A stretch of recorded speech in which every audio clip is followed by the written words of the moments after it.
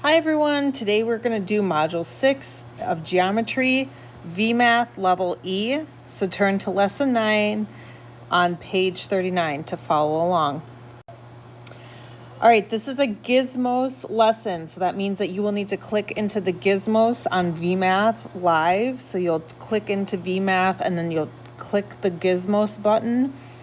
And then you will click on Quilting B for Symmetry.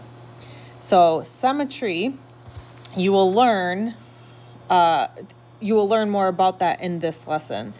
So when it says, for the get ready part, it says, are the figures congruent, right? Yes or no? So remember, congruent means that they're exactly the same. They have the same side lengths and they could be stacked on top of each other. So if we look at number 1, we have this triangle and this triangle. Well, this one has a right angle, and we can see that none of these are right angles. So are those congruent?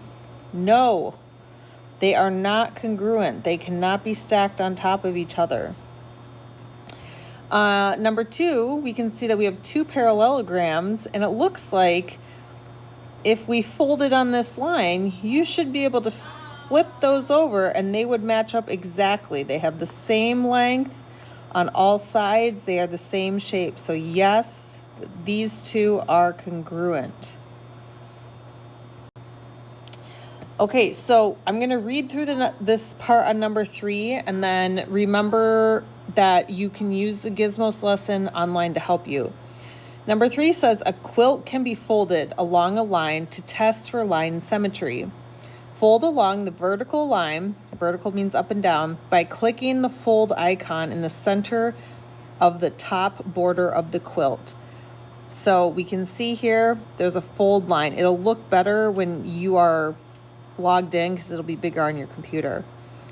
When the quilt is folded, does each half match exactly? So you'll see when it's folded, you can fold it over, and you can see with this shape, you can see that there are exact shapes that if you fold it over, it will match up, it will be congruent. So you would say yes, because you will do this and you will see this on your computer when you fold it on that line. So yes, and then it says right here, the quilt has line symmetry. Click the open icon to unfold. So then you'll click it open and it'll open up to unfold it.